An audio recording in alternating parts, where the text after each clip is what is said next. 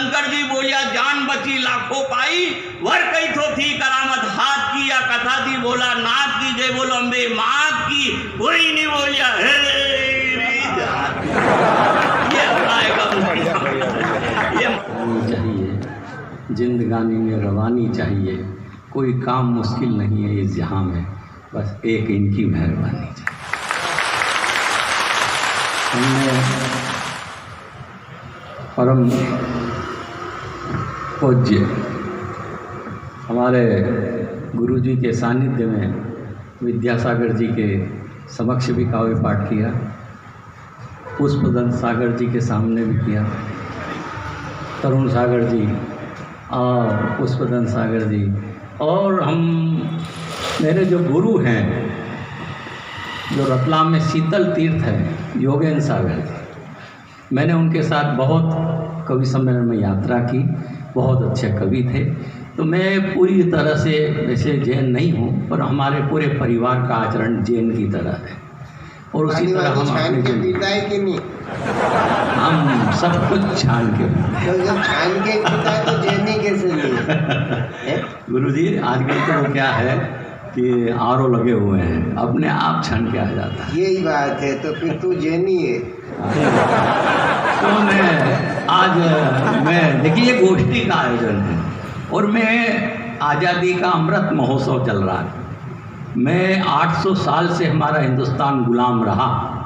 मैं उन महापुरुषों को याद करना चाहता हूँ कुछ पंक्तियों में जो ताज़ा लिखी है, अगर आप इजाज़त दें तो मैं सुनाना चाहता हूँ। पहली बात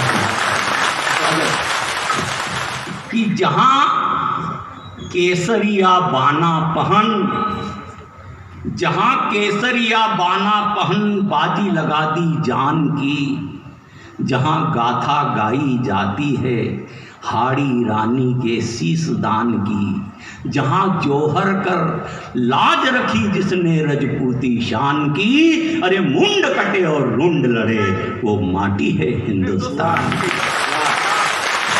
और चार पंक्तियां देना चाहता हूँ कि हमारे इन महापुरुषों में ऐसे ऐसे त्यागी हुए हैं जिनके बारे में कहना चाहता हूँ कि हम क्या एहसान चुकाएंगे पन्ना धाय के बलिदान का। विश्व में एकमात्र ऐसी नारी है जिसने दूसरों के बच्चे को जीवन देने के लिए अपने बच्चे की बलि दे दी। इसलिए कहना चाहता हूँ कि हम क्या एहसान चुकाएंगे पन्ना धाय के बलिदान का, हम क्या एहसान चुकाएंगे, हम क्या एहसान चुकाएंगे भामा शाह के दान का, हम क्या एहसान चुकाएंगे राणा के गौरव गान का, हम क्या एहसान चुकाएंगे राणा के गौरव गान का, घास फूस की रोटी खाकर जिसने मान रखा हिंदुस्तान का।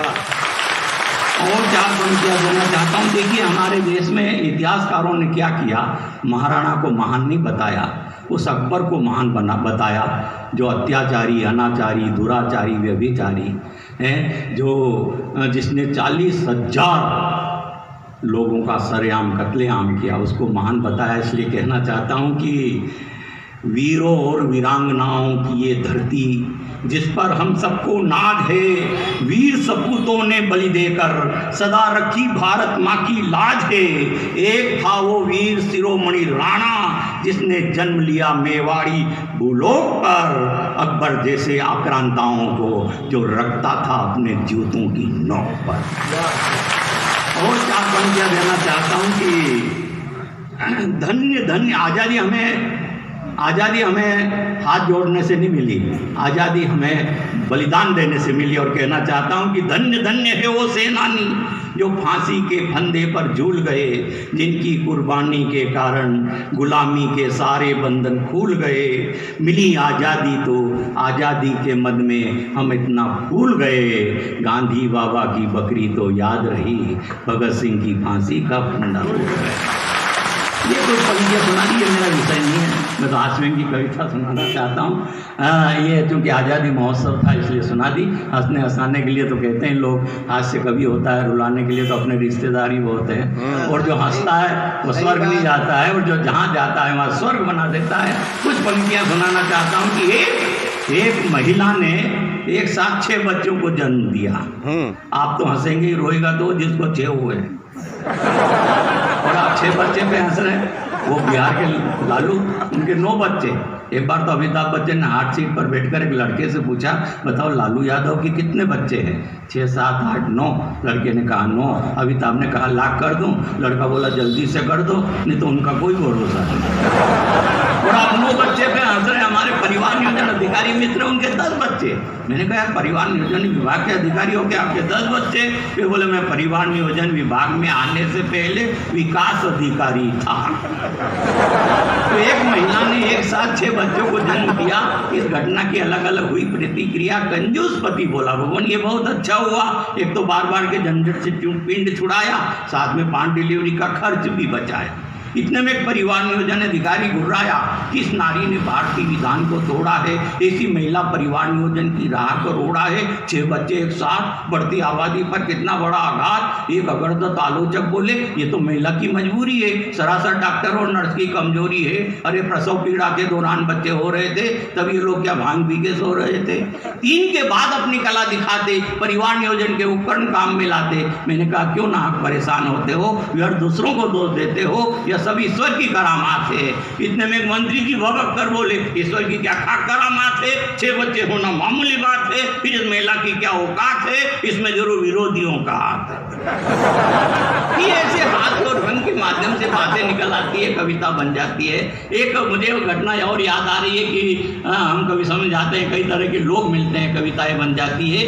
कि एक मित्र बोले, धमजक जी विवाह के समय आदमी औरत की मांग में सिंदूर भरता है। मैंने कहा भरता है? बोला बताइए ऐसा क्यों करता है? हमारा एक मित्र बोला, बोले धमजक जी आदमी औरत की मांग में सिंदूर इसलिए भरता है ताकि लोगों को पता चल जाए कि इस प्लॉट की रजिस्ट्री हो गई। अच्छा, जिस लड़की की शादी हो रही होती है, अक्सर उसके आसपास 3-4 कुंवारी लड़कियां घूमती है। वो इसलिए घूमती है ताकि लोगों को ये पता चल जाए कि जिस प्लॉट की रजिस्ट्री हो रही है उसके आसपास के प्लॉट भी खाली है। एक मित्र बोले, धमजक जी विवाह के समय आदमी औरत की मांग में सिंदूर भरता है। मैंने कहा भरता है? बोला बताइए ऐसा क्यों करता है? मैंने कहा इसमें कोई क्या करे? अरे सिंदूर नहीं तो क्या सीमेंट भरे?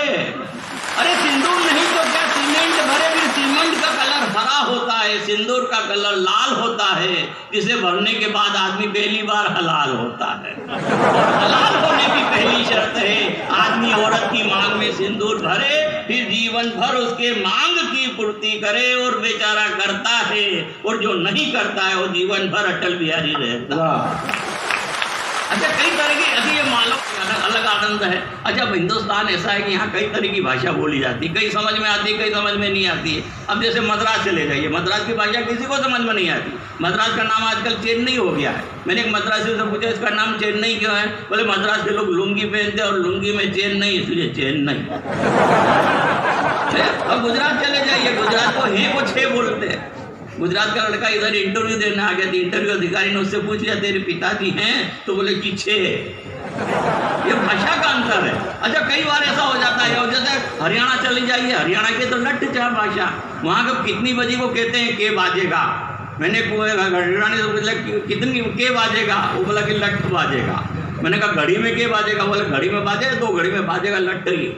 ये हरियाणा का मामला। और अपने मालवा का, हमने तो सत्तन जी के घर का रास्ता पूछा, एक से साहब गुरु जी के घर का रास्ता यही है? बोला हो। दूसरे से पूछा गुरु जी के घर का रास्ता यही? बोला हो। दूसरे से पूछा, तीसरे से पूछा साहब ये गुरु जी के घर का रास्ता यही है? बोले जी हाँ। मैंने कहा एक बात बताओ, यह सब हो करके बोल रहे हैं, आप पहले से व्यक्ति जो जी हाँ करके बोल रहे हैं? वो बोले भाई साहब ये इंदौर है, यहाँ अनपढ़ आदमी हो करके बोलता है, पढ़ा लिखा व्यक्ति जी हाँ करके बोलता है। मैंने कहा तो फिर आप पढ़े लिखे हैं? वो बोला हो। ये भाषा का आनंद है साहब। ये बनते बनते जैसे कोई काम बिगड़ जाता है तो अपन मालवा में कहते हैं हेरी जात की। तो एक पहले टाकी का वर्णन देखें आप कि एक दिन हम शहर में सिनेमा देखवाने गया, साथे 2-4 दोस्त और हुई गया। सिनेमा देखवा की हरक बड़ी रही थी, टिकट खिड़की पे बड़ी भीड़ पड़ी रही थी। भीड़ भड़का में खोवानी हाथ की घड़ी, ऊपर से होमगार्ड का डंडा की बटाबट पड़ी। डंडा खाया, धक्का खाया, कई को बात होनी रात की, फिर भी टिकट नहीं मिली। ये एक आनंद है, समझती है इसमें। अच्छा, जैसे क्या होता, मैं सोचता हूँ कि 4 प्रकार के श्रोता कवि सम्मेलन में आते हैं सुनने के लिए। एक बाल श्रोता आते हैं, एक नौजवान श्रोता आते हैं, माता बहनें आती है और एक वृद्ध श्रोता आते हैं। मैंने सभी के लिए एक एक पद्य लिखा है अब नौजवानों लोगों के लिए। एक कमल कली सी कुंवारी कन्या मार्कण्य आई, सजी धजी ने शूर्पणखा सी शादी को प्रस्ताव लाई। प्रस्ताव गलत भी तो बात हमारा मन की थी, जब हृदय में समय की तो फिर खामी लगन की थी, तो लगन भी लग गया ने गीत भी गवाया। पता था कि बच्चा से पड़ोसी नहीं बुलाया, शादी का सब काम सस्ता ही सस्ता में निपटाया और पंडित की वजह फेरा पंडा से करवाया। पर अब समस्या यही कि हनीमून का मनाए। अब समस्या यह आई कि हनीमून का मनाए कौन सो ऐसा शहर जहां अपन जाए तो सबसे सस्तो काम शिमला को नजर आयो। पास में के बिठे ने धीरे से पटायो कि देख टोक्यो जाने में टाट का बॉल भोपाल उड़ जाएगा, जो पैसों रहेगा तो फिर बाद में काम आएगा। तो यह बात उनके समझ में आई। बांधो बिस्तर ने रजई दवाई, फिर सड़क धाम जैसी शिमला में आया। प्रेम का गीत मन ही मन गाया, फिर होले होले पड़ी रात, इशारा इशारा में हुई बात, और जब घड़ी आई सुहावनी रात की, इतना में नींद खुली गई है। और अभी देखिए अब क्या होता है, बहुत सारे लोगों को ये देता है कि एक लड़का होना चाहिए, ऐसी बात नहीं है। महिलाएं भी लड़कियां भी आज लड़कों से कम नहीं है। इसलिए कहना चाहता हूं कि एक काका जी की निमानी ने करियो ब्याह, अब बिके दाल आटा को भाव। ब्याह नहीं हुआ तो भैया सोरा था, अब आदमी बढ़िया पेला छोरा था। तो लोग कहे छोरा चोरी भगवान की देन, मने भी बात मानी लगी गई लेन। पर अपना किस्मत की कई कहनी, जितनी थी सब टोरियां थी। गुजराती में केवे पोरियां, मालवी में सगली छोरियां थी। तो नौवा की थी आशा, भगवान से गई आस, एक छोरो दे दे प्रभु थारा करूंगा उपवास। इतना में बैरा का पेट में दुखवा लागो, मारो भी हीरो दग करवा लागो। 37 मिनट में 33 करोड़ देवी देवता का नाम लिया। दाई से बोलियो तू बस एक शाम लिया। थोड़ी देर में दाई दौड़ी दौड़ी आई, तन का रुआ उठा मन में हरकनी माई। पास में आई के उन्हें मारे बतायो, बात सुनी के चक्कर आयो। बोलियो हे भगवान तूने लाज नहीं रखी मारी बात की, न फिर भी चोरी दई दी है। और इसका अनुभव सुनाना चाहता हूँ कि धार्मिक है कि शंकर जी भांग खैले तो नीरे भान, कि शंकर जी भांग खैले तो नीरे भान। भस्मासुर जैसा के दे दे वरदान, वर दई ने पाछे से पछताए। पाछे पाछे भस्मासुर ने आगे शंकर जी नहाए। पीछो छूट्यो जब विष्णु ने मोहिनी सूरत बनाई। शंकर जी बोलिया जान बची लाखों पाई, वर कई तो थी करामत हाथ की, या कथा थी बोला नाथ की, जय बोलो अम्बे मात की, कोई नहीं बोलिया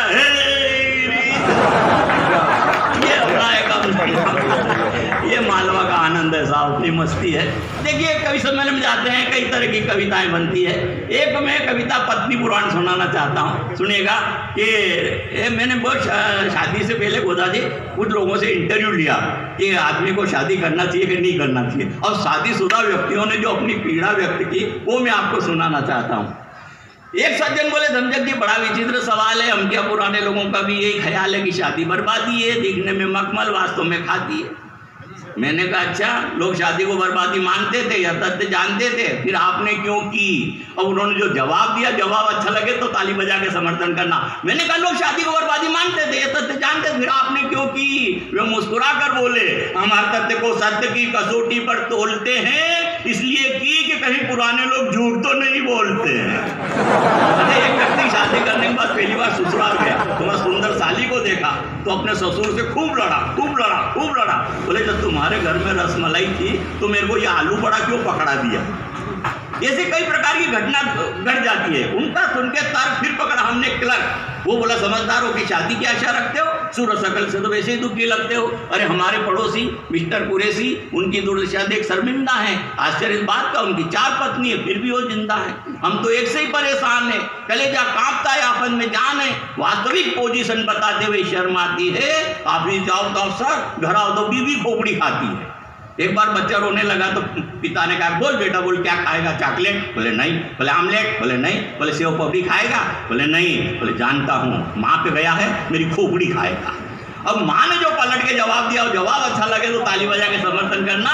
माँ ने उसी बच्चे से कहा बोल बेटा बोल क्या खाएगा? Cream roll? बोले नहीं। लड्डू गोल गोल? बोले नहीं। बोले पापड़ खाएगा? बोले नहीं। बोले जानती हूँ बाप पे गया है, झापट खाएगा।